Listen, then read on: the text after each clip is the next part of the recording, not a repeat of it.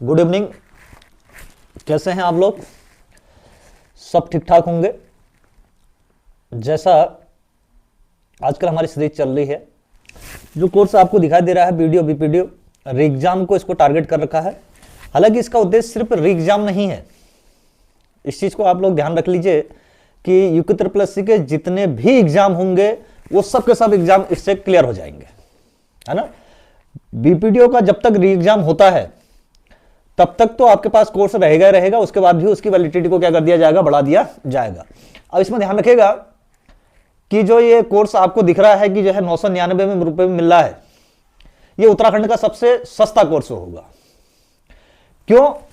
क्योंकि इतने सस्ते में आपको कोई भी कोर्स उपलब्ध नहीं करा सकता है, क्योंकि इसमें जो है सारे ही सब्जेक्ट क्या किए गए हैं, कवर किए गए हैं। अब आगे जो भी एग्जाम होगा यूके ट्रिपल एससी का, वो सब के मुझे क्या आएगा, आपका काम आएगा, है ना। अब देखो, री एग्जाम कुछ बच्चों का डाउट चल रहा था कि री एग्जाम कब होगा। तो री एग्जाम आपका नियर अबाउट अभी नहीं दिखता है। नियर अबाउट कब तक नहीं दिखता है? फरवरी में तो एनी हाउ नहीं हो सकता है। और शायद आपने देखा भी होगा कि 20 या 21 फरवरी के बाद उत्तराखंड बोर्ड के एग्जाम है। अब 15-20 दिन वो वाला एग्जाम चलेगा, और एग्जाम होना है सरकारी कॉलेजों में, इनमें ही होते हैं, तो वो कॉलेज आपके खाली नहीं होंगे। तो एक पॉसिबिलिटी जाती है कि जो उत्तराखंड बोर्ड के एग्जाम समाप्त होंगे उसके बाद ही एग्जाम होगा। तो इसका मतलब कहा जा रहा है मार्च या अप्रैल की तरफ को कर रहा है। और फिर उत्तराखंड है, उत्तराखंड में कुछ कहा नहीं जा सकता है, लेकिन संभावना जो है वो मार्च के एंडिंग गई अब, या अप्रैल में गई। अगर अप्रैल में हो जाता है तो बढ़िया है, और नहीं होता है तब तक आपके और एग्जामों की भी हमने क्या कहा था, इस कोर्स के साथ तैयारी कंप्लीट हो जाती है। क्लियर? अब कुछ बच्चे जीएस के पोर्शन से बड़े डाउट में थे कि सर जो है जीएस जो है बड़ा हल्का पूछा जाता है, तो उसी की झलक आपको मैं दिखाना चाह रहा हूं कि झलक है क्या। हालांकि मैंने पिछली क्लास में आपसे डिस्कस किया था कि जिसका जीएस में महारत हासिल होगी वही इस एग्जाम को क्रैक कर सकता है। और कैसे प्रश्न पूछे गए हैं, जो सब्जेक्ट मैं लेता हूं ज्योग्राफी और इकोनॉमिक्स के, और ये जो लास्ट में जो आपका जो है एग्जाम कैंसिल हुआ उसी एग्जाम के प्रश्न हैं। तो देखिए किस टाइप के प्रश्न पूछे जा रहे हैं और कितने अंदर जाके प्रश्न पूछ रहा है। तो उन्हीं प्रश्नों को आज हम करते हैं। देखिए, तो पहला प्रश्न आपके सामने ये है, देखो। अब ये प्रश्न पूछा गया है, ध्यान से रखिए। देखो यहां लिखा है, देखो 7 रंगों की पहाड़ी एक विशाल पर्वत और एंडीज पर्वत का हिस्सा में हिस्सित है। अब यहां ध्यान रखेंगे, एक विशाल, यहां क्या लिख रहा है, देख ध्यान समझ रहे हैं, इस चीज को समझना। देखो 7 रंगों की पहाड़ी एक वलित पर्वत कह रहा है एवं एंडीज पर्वत श्रृंखला का हिस्सा स्थित है। अब आपको देखना है, तो आप देखोगे साउथ अमेरिका, तो साउथ अमेरिका ये है, ठीक है। तो ये भूटान, ब्राजील वाला ईस्टर्न पार्ट में है। देखो ब्राजीलाइट शील्ड अपने आप में डिलामर हिल के नाम से जानी जाती है, जो हमने किस पे बात किया था, डिलामर हिल, किसमें, वैगनर के सिद्धांत में। वैगनर ने 1912 में सिद्धांत दिया था, देखिएगा। तो वैगनर के सिद्धांत में तो हुआ था डिलामर हिल की बात, और ये ईस्टर्न पार्ट में है। और वहां क्या कह रहा है, वलित पर्वत, तो ये प्राचीन वलित पर्वतों में से आता है, और यहां जो है एक नवीन वलित पर्वत की बात हो रही है। तो ब्राजील में नहीं है। अब मिस्र में कोई ऐसा पर्वत है नहीं। भूटान जो है हिमालय के क्षेत्र में आता है, तो आपका सीधा सीधे से आंसर आ जाएगा अर्जेंटीना। तो अर्जेंटीना से बगल में ही लगा हुआ है आपका पेरू।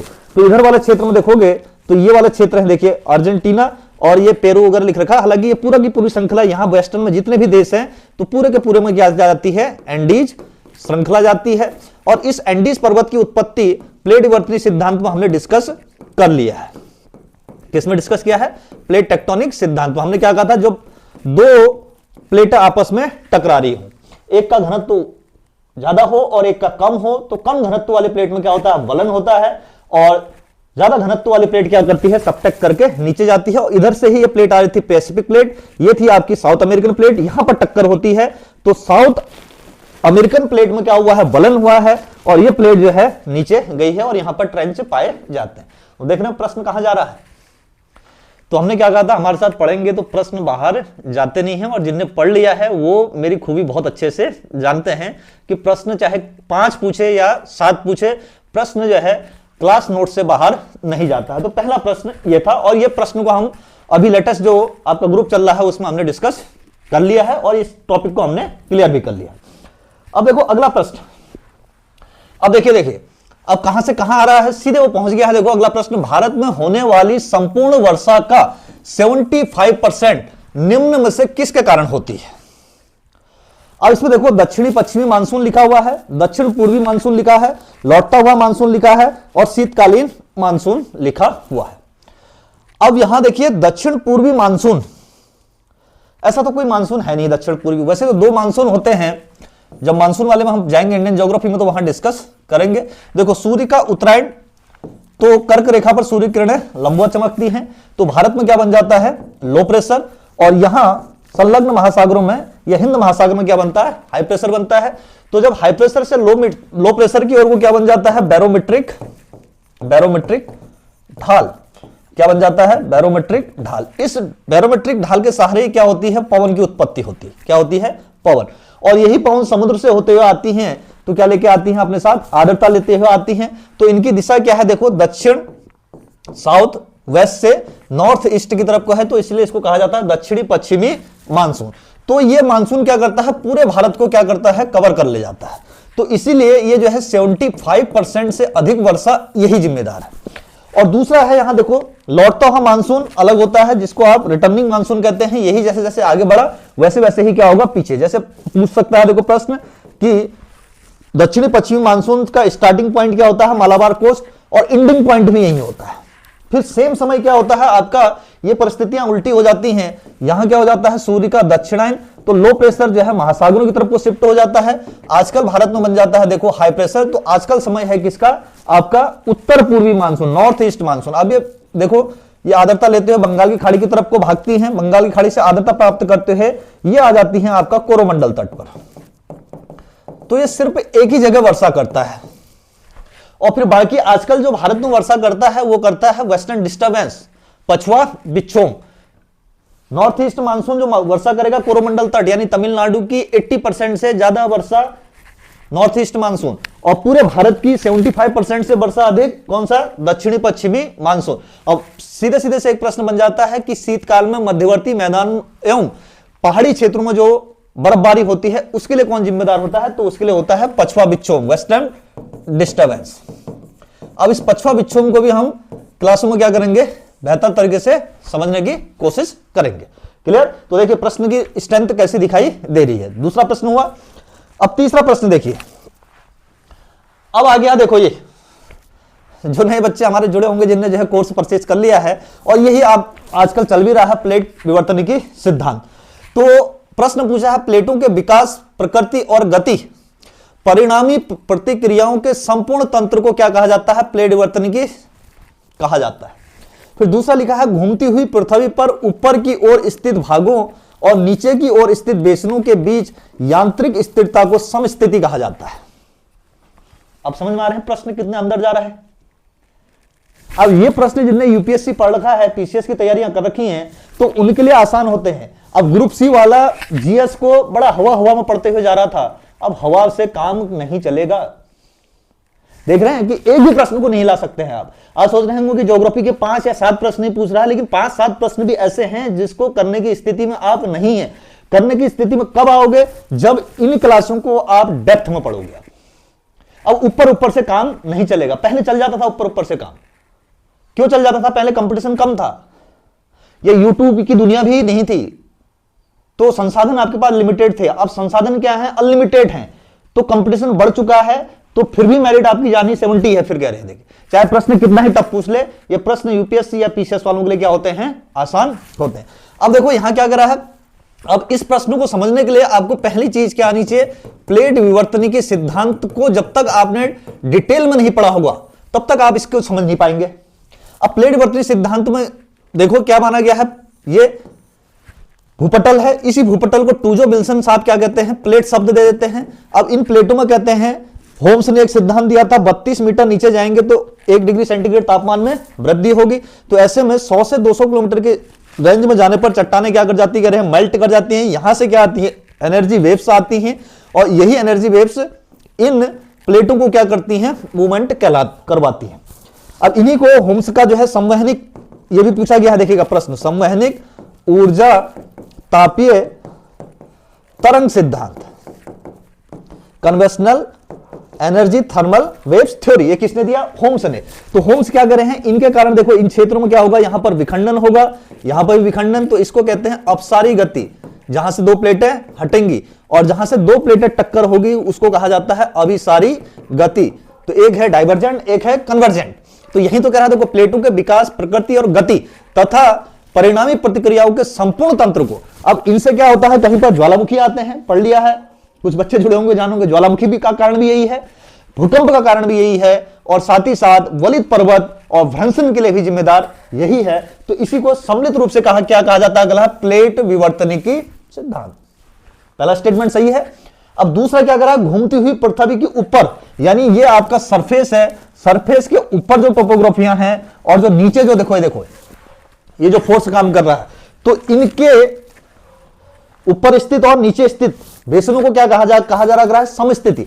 समस्थिति से लेकर सिद्धांत दिए गए थे, मैं इधर लिख देता हूं, प्रॉट और एरी के सिद्धांत। देखिए इतने अंदर तक जा रहा है, प्रॉट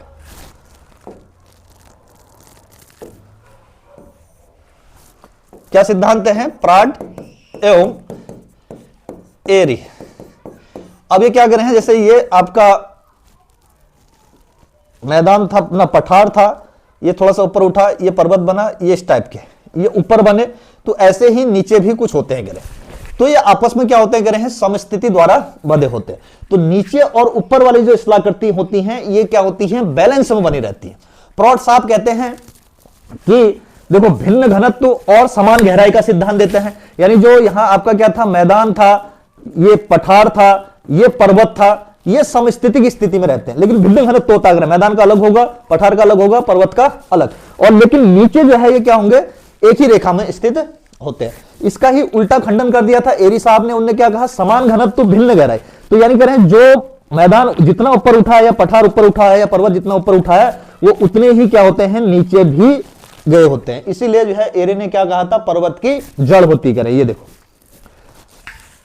तो ये इन दोनों के सिद्धांत को कहा जाता है समस्थिति, यानी इनके बीच में जो बैलेंस बना हुआ है इसको कह रहे हैं समस्थिति। तो लिखा हुआ देखो, घूमती हुई पृथ्वी पर ऊपर की ओर स्थित भागों और नीचे की ओर स्थित बेसनों के बीच यांत्रिक स्थिरता को क्या कहा जाता है, समस्थिति कहा जाता है। यानी प्रॉड और एरी के सिद्धांत पूछना शुरू कर दिया। तो आंसर क्या होगा इसका, दोनों कथन सही है। तस्वीर दिख रही है, मैं तस्वीर दिखाने आया था, समझ रहे हैं। तो यानी जीएस आपका क्या कहना चाह रहा है ना। तो क्या अभी तक 3 प्रश्न आए थे, क्या आप करने के सक्षम थे? अगर डेप्थ में पढ़ा होगा डेफिनेटली कर ले जाएंगे। अगर आपने ऊपर ऊपर पढ़ रखा होगा तो बिल्कुल इन प्रश्नों में क्या करेंगे, आप तुक्का लगाएंगे, तो तुक्के से काम चलने वाला नहीं है। और ये आपके एग्जाम में ही पूछ रखे हैं, कहीं दूसरी जगह से उठा के नहीं लाया हो, आप जस्ट खोलेगा जो अभी लेटेस्ट एग्जाम हुआ है उसी का पेपर। अब देखो पारिस्थितिकी, ये इसको आप कर सकते हैं। का मुख्य उद्देश्य क्या है, पारिस्थितिक कृषि, इकोलॉजिकल एग्रीकल्चर। तो इकोलॉजिकल एग्रीकल्चर का मतलब पारिस्थितिकी का। अब पारिस्थितिकी को जो है नुकसान ना हो, ऐसी जो भी कृषि करेंगे तो उस कृषि को कहा जाता है आपका पारिस्थितिकी कृषि। तो देखो, रासायनिक खादों एवं कीटनाशकों के स्थान पर जैव खाद या जैव कीटनाशकों का प्रयोग करना। अब इसी को ही दूसरा नाम भी कहते हैं जैविक कृषि। उसने सीधे जैविक कृषि ना लिखते हुए खाली टर्म को जो है चेंज किया, क्या कर दिया, इकोलॉजिकल एग्रीकल्चर कर दिया। तो ये ठीक है, तो इसका आंसर ए हो जाएगा सीधे ही।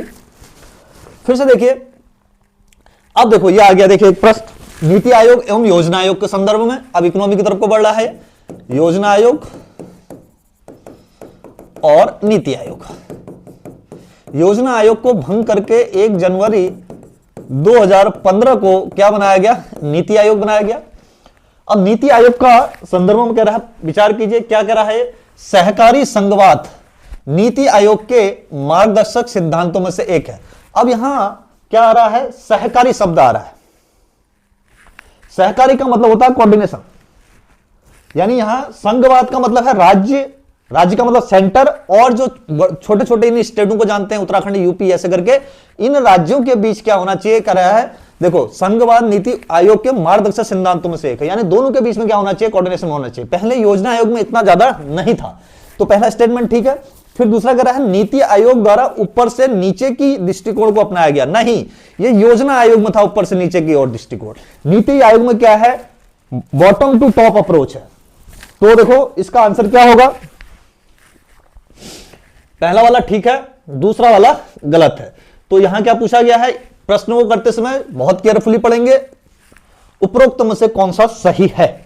अब सही है कह रहा है तो सही, इसमें केवल वन सही है, दूसरा सही नहीं। अब देखो फिर से देखिए, अब आ गया फिर से इकोनॉमी का शब्द, देख रहे हैं प्रश्न कैसे पूछे जा रहे हैं। अब आप समझ जाएंगे क्या है मामला। देखो अब देखो ये इकोनॉमी का नहीं, अब ये ज्योग्राफी का है। अब देखो जब सौर मंडल को पढ़ोगे, सोलर सिस्टम को, तो सोलर सिस्टम में भी उसने जो है संकल्पनाएं पूछ दी हैं। देखिए पृथ्वी की उत्पत्ति से संबंधित अब क्या पूछा है, ज्वारीय संकल्पना, ग्रहाणु संकल्पना, द्वैतारक परिकल्पना, निहारिका परिकल्पना। तो यहां देखेंगे तो ज्वारीय संकल्पना जो दिया था वो दे रखा है आपका जेम्स जीन ने दे रखा है, स्पष्ट हो जाएगा। फिर ग्रहाणु जो सिद्धांत दे रखा है वो चैम्बरलिन ने। अब ऐसे जब प्रश्न कर रहे हैं तो सीधे सीधे से देखिए, पहले ए का सेकंड कहां आ रहा है, देखो यहां जितने भी आपको ऑप्शन दिखाई दे रहे हैं, सी के बाद डी ऑप्शन नीचे है, तो आपके पीडीएफ में आ जाएगा। देखो ए का सेकंड अभी तक ऑप्शन में यहां नीचे भी नहीं, नीचे भी 4 है, मैं दिखा देता हूं। तो डायरेक्ट आंसर आपका इसी से आ गया है। अगर आपको एक भी संकल्पना आती थी, ज्वारीय संकल्पना ए का सेकंड, देखो फिर जो है ग्रहाणु संकल्पना आ गया अपने आप ही, कौन सा, चैम्बरलिन। फिर देखो द्वैतारक संकल्पना किसने दे रखी है, ये रसेल ने दे रखी थी। और निहारिका सिद्धांत पूछेगा तो आपका लाप्लास ने। तो आंसर ए। अब नहीं कह सकते हैं आप कि प्रश्न जो है हवा में आ रहा है जीएस वाला, और जीएस ही नहीं, इस प्रश्न का जो है थोड़ा सा आप लोग सही से अवलोकन कीजिएगा। अभी जो एग्जाम होगा ना, इस पेपर का और लेवल बढ़ा के पूछेगा। हमने कहा ना, खिस्यानी बुल्ली खंबा नोचे, ये 2021 में भी यही कहानियां हुई थी। 2021 में भी पेपर पहले फैक्चुअल पूछे जा रहे थे, फिर पेपर लीक हुए, फिर आयोग को जो है उसके सारे सदस्यों को चेंज कर दिया गया। और उस सदस्य में जो है, अब हालांकि यहां पर नाम लेना ठीक नहीं है, लेकिन फिर भी जान लीजिए, हिमांशु कपलटिया जो है उसमें जो है परीक्षा नियंत्रक है। और हिमांशु कपलटिया को आप जानते होंगे कि वो किस अप्रोच में पहुंचेंगे। यूपीएससी में नहीं हुआ उनका, लेकिन यहां उत्तराखंड में हुआ है, पीसीएस में फर्स्ट रैंक। तो आप उम्मीद कर सकते हैं उनसे कि जो है वो फैक्चुअल प्रश्न पूछेंगे आपसे। जो यूपीएससी की तैयारी इतने दमखम के साथ किया हो, तो पेपर तो लेवल होंगे होंगे, समझ गए आप। तो दूसरा प्रश्न अब देख रहे हैं, अगला प्रश्न की तरफ को बढ़िए। अब आ जाओ, देखो अब इन प्रश्नों को करिए, थोड़ा सा पूरा दिमाग की चक्री घुमा देंगे। अब इकोनॉमी ज्योग्राफी के ही हैं। अब आप कुछ कर रहे थे कि जो है नहीं, ऊपर ऊपर करा दीजिए। ऊपर ऊपर से क्या मामला होता है, ऊपर का कोई मामला है ही नहीं। किस प्रश्न में ऊपर जाएंगे आप, ओहो।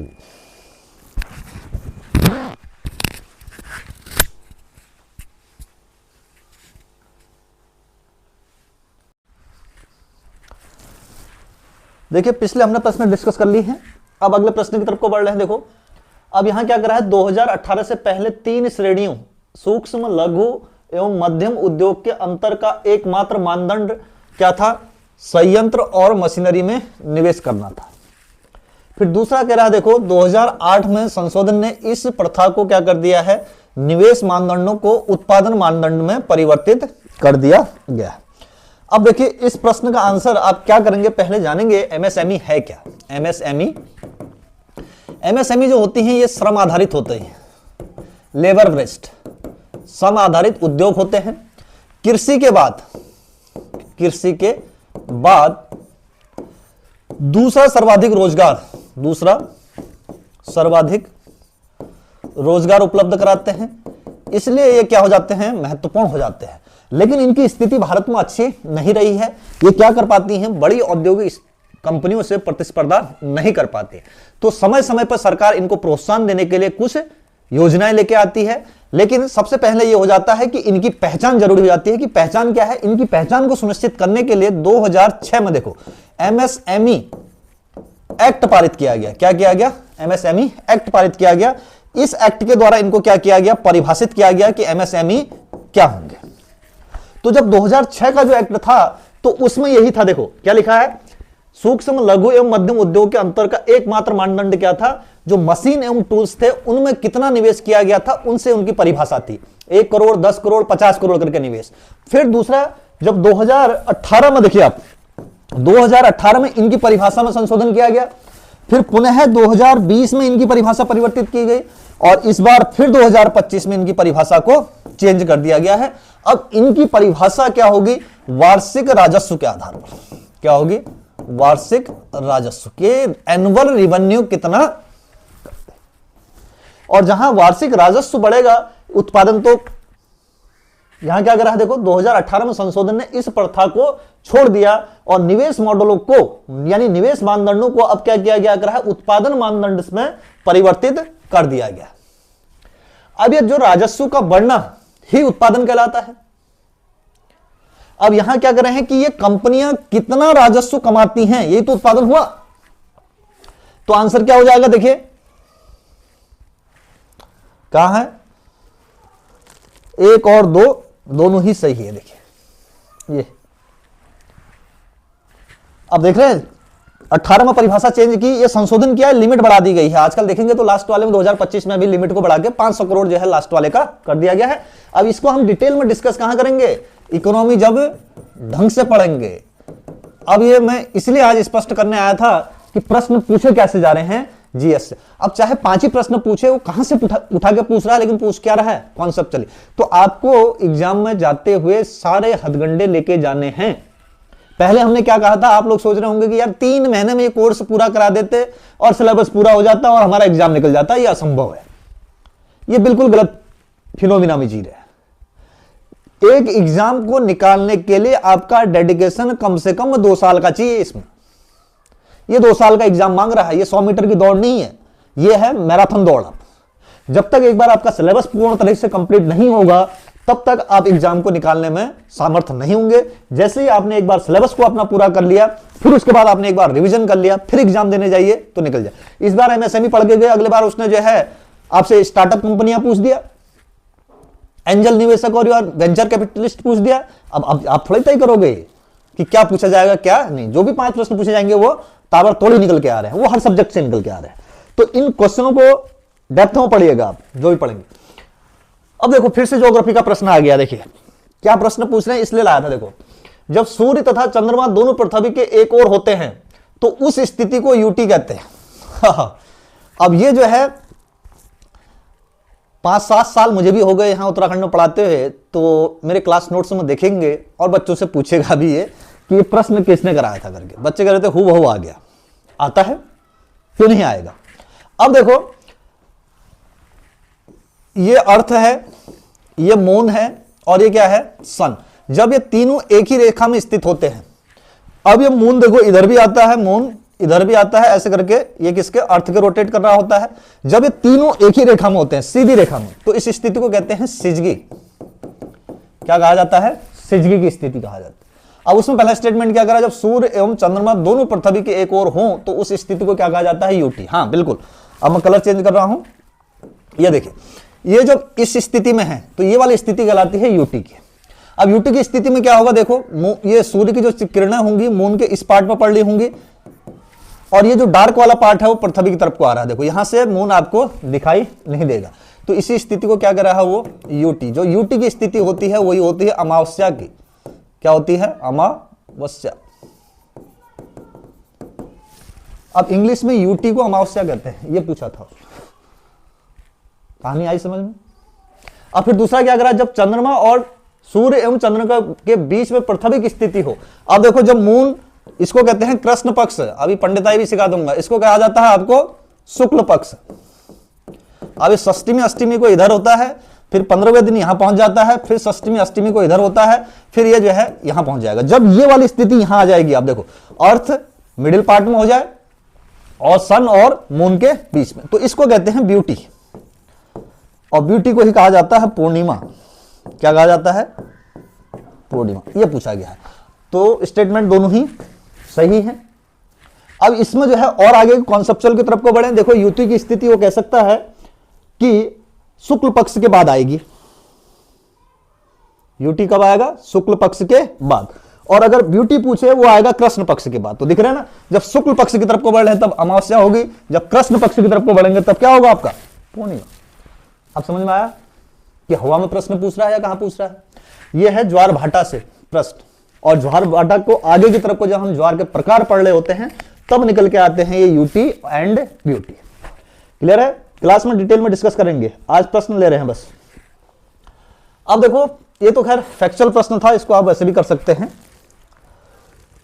क्या पूछा गया है इसमें? कृषि मेघ क्या है? देखो, कृषि मेघ किससे संबंधित है? तो ये जो करंट का था, तो ये जो आईसीआर है, जो डाटा का जो है एकत्रित करता है, उसको जो है कृषि मेघ से संबंधित थे। अब ये फिर देखिए इकोनॉमी। देखो, निम्न में से वस्तु एवं, यानी किसकी बात कर रहा है? जीएसटी के बारे में कौन से कथन सही हैं? अब देखो, पहला, वस्तु एवं सेवा कर 1 जुलाई 2017 से पूर्ण रूप से लागू हुआ। फिर दूसरा, इस कर में केंद्र एवं राज्यों द्वारा लगाए जाने वाले 17 करों को समाहित किया गया। इस कर को सिंगल वैट के नाम से भी जाना जाता है। चलो, पहला तो ध्यान रखिए, जीएसटी को लागू करने के लिए आपको कॉन्स्टिट्यूशन में जो है संशोधन करना पड़ा। तो पहले जो आया 115वां संविधान संशोधन आया था, ये किसी कारण से पास नहीं हुआ। फिर आया 121वां, ये पास हो गया था, तो ये बना आपका 101वां संविधान संशोधन। अब जीएसटी को लागू करने वाला जो पहला देश है वो है फ्रांस। कौन है? फ्रांस। और भारत का मॉडल भी पूछा जा सकता है। भारत का जो मॉडल है वो किस पर बेस्ड है? कनाडा के। अब ये कनाडा पे क्यों लिया गया? लागू करने वाला फ्रांस, तो कनाडा क्यों? कनाडा, जो आपने संविधान पढ़ा होगा या संविधान आगे पढ़ोगे भी क्लासों में, तो भारत का जो मॉडल है कॉन्स्टिट्यूशन का, वो कनाडा पर ज्यादा बेस्ड है। तो यानी राज्य एवं केंद्र को अलग अलग शक्तियां दी गई हैं। कुछ शक्तियां राज्यों के पास हैं, कुछ शक्तियां केंद्र के पास हैं। तो कुछ अधिकार केंद्र को होते थे कर कलेक्शन के, कुछ राज्यों को। तो जो मॉडल कनाडा ने अपनाया वही मॉडल किसने अपनाया? अपने भारत ने भी अपनाया। तो अब ये पूरे अप्रत्यक्ष कर प्रणाली को समाप्त करके उसको सरलीकृत करना था, क्योंकि आगे जब हम पढ़ेंगे, आपको पढ़ाएंगे एसएसटी पढ़ाएंगे, वैट पढ़ाएंगे, तब चीजें जीएसटी समझ में आती हैं। जब एसएसटी थी तो उससे कर के ऊपर कर, उसको कास्केडिंग इंपैक्ट कहा जाता है, तो वो जटिल बना दे रहा था और वस्तुएं बहुत ज्यादा महंगी हो जाती। फिर उसको समाप्त करके वैट लाया गया, वैट भी उसका समाधान नहीं कर पाया, और वैट को समाप्त करके फिर लाया गया क्या? ये जीएसटी। देखो, वैट क्या होता था पहले? जैसे कोई वस्तु 100 रुपए की बनी, ये किसी राज्य से गुजरते हुए आगे बढ़ रही है, तो इसमें 30 रुपए किसने ऐड कर दिया, तो इस पर जो टैक्स लगेगा उसको वैल्यू एडेड टैक्स कहते थे। लेकिन इससे पहले एसएसटी में क्या होता था कि 100 तो था ही था, प्लस 30 जोड़ा तो 130 में टैक्स लगा देता था, क्योंकि जबकि इसका टैक्स दे दिया गया है, तो टैक्स के ऊपर टैक्स, फिर ऐसे करके बढ़ता जाता था। तो यहां क्या किया गया? जो वैल्यू ऐड की गई उस पर टैक्स लगेगा, उसको वैट। अब यहां क्या कहा गया है? जैसे 100 रुपए की वस्तु है, जहां पर उपभोग होगी लास्ट बिंदु पर, तो यहां पर टैक्स लगेगा, तो उसको कहते हैं जीएसटी। अब यहां क्या करा है? इसको क्या कहा जाता है? Single vat. एक ही वैट लगेगा यहां पर, बस जहां पर वस्तु बिक रही है। अब राज्यों और केंद्र में कैसे कैसे बटेगा, वो क्लास में विशेष चर्चा होगी। एक बार झलक दिखा रहा था मैं आपको कि जीएस में क्या पूछे जा रहे हैं। क्लियर? तो इसके आंसर क्या होंगे? तीनों ही हैं। नीचे ऑप्शन में नहीं आ रहा तो मैंने वहां लिख दिया है 1 2 3। 3 के 3 सही है। अब देखो यहां लिखा है, देखो क्या लिखा है? 17 करों को समाहित किया होगा। अब ऐसे प्रश्न को कैसे करें? 17 कर वहां गिनना शुरू कर दोगे, जब भी होगा तो होंगे इतने कर, कोई समस्या नहीं है। तो जब ये और ये स्टेटमेंट सही आ गए हैं, तो इसकी भी संभावना होगी कि ये सही ही होगा, क्योंकि 17 कर आपको याद नहीं होंगे, वो जीएसटी कमिश्नर को याद होंगे, वही बता सकता है कौन कौन से 17 थे। लेकिन लिखा है इस कर्म केंद्र एवं राज्य, जब केंद्र और राज्य हैं तो मल्टीपल टैक्स ही हैं, तो 17 हो सकते हैं, आसानी से उसको टिक कर सकते हैं। अब ये लास्ट प्रश्न है, ये करंट का प्रश्न था। नई रोशनी 18 से 65 की आयु वर्ग की अल्पसंख्यक समुदाय की महिलाओं के लिए एक केंद्रीय क्षेत्र की योजना है। अब इस प्रश्न को लाने का पर्पज यह था कि ये केंद्रीय क्षेत्र की योजना क्या होती है, और दूसरा आता है केंद्र प्रायोजित योजना क्या होती है।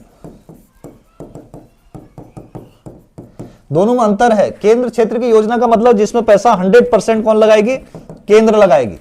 और केंद्र प्रायोजित योजना का मतलब होता है जिसमें राज्य और केंद्र दोनों की जिम्मेदारी होगी। कुछ पैसा केंद्र लगाएगा, कुछ राज्य। फिर क्या करा? इस योजना को अब पीएम विकास के एक घटक के रूप में विलय कर दिया गया है। तो इसके भी आंसर क्या है? दोनों है। करंट का था लेकिन इकोनॉमी से यह भी जुड़ा है, यानी इकोनॉमी की पॉलिसी से प्रश्न पूछे जा रहे हैं। तो बच्चों आज एक तस्वीर आपको स्पष्ट होगी। देखो मैं प्रलोभन तो नहीं देता हूं, है ना। अन्य शिक्षक आपको प्रलोभन दे सकते हैं, मेरी जो दवाई होती है ना वो कड़वी होती है। अगर एग्जाम निकालना है तो उत्तराखंड में डेप्थ में पढ़ना पड़ेगा। अब आप कहेंगे डेप्थ में कौन पढ़ाएगा, हम पढ़ाएंगे, इसलिए आए हैं। जो सारे प्रश्न हैं इन प्रश्नों को आप एक बार क्लास पढ़िए, तब आप चर्चा कर सकते हैं कि आपने पढ़ाए हैं या नहीं। अब जिन बच्चों ने पढ़ा होगा, कुछ बच्चे और भी देखेंगे यूट्यूब में, तो खुद ही बता देंगे कि हाँ सर ये आपने जो है डिस्कस कर रखे हैं, तभी प्रश्न आए भी हुए भी हैं।